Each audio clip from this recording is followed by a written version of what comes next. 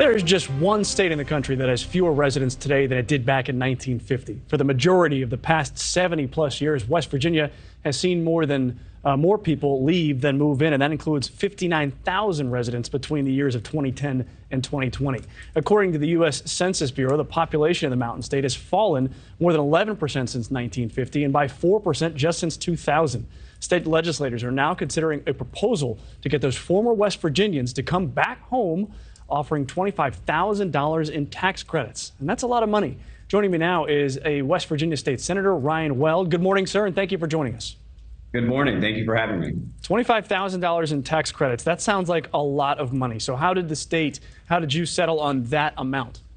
So that was an amount that we thought would be enough to attract people back, to get people's attention, to say, you know what, maybe it's time for me to move back home, to go back to the state that I'm from, and you know, get an opportunity to take advantage of a lot of the economic opportunities that have come to the state in the past couple of years.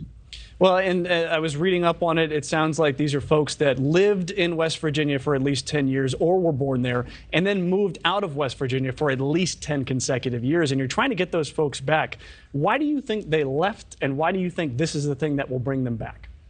Well, I think, you know, I'm 42 years old, and when I graduated college, there weren't a whole lot of opportunities here for me to take advantage of, to start a career and to stay here. And I came home in 2011, and I think things have really changed since then. We've had a number of economic opportunities come to the state, businesses that have relocated here or have started here. And, you know, we've had actually the past couple of years a higher net migration than population gain than a decrease.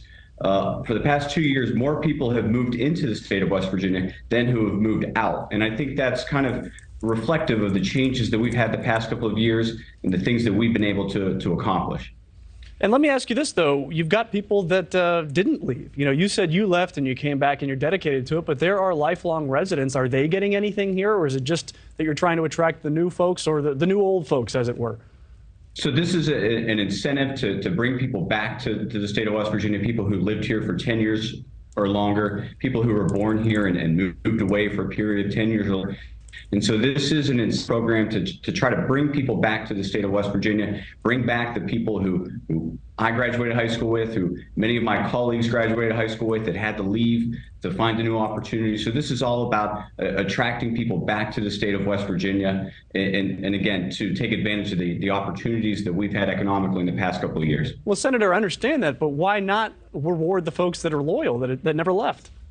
So just last Saturday, the Senate passed what is the largest tax reform package in the history of the state of West Virginia, and included a 20% decrease, a reduction in West Virginia's personal income tax, as well as a refundable tax credit on the property tax that we pay on our vehicles here in the state. And so, you know, this legislative session, with the surpluses that we've had and the economic situation that we find the state in, we've been able to pass tax reform for West Virginians that currently live here, as well as the ones that we want to bring back to the state. All right, that's West Virginia State Senator Ryan Weld. Thank you for being with us.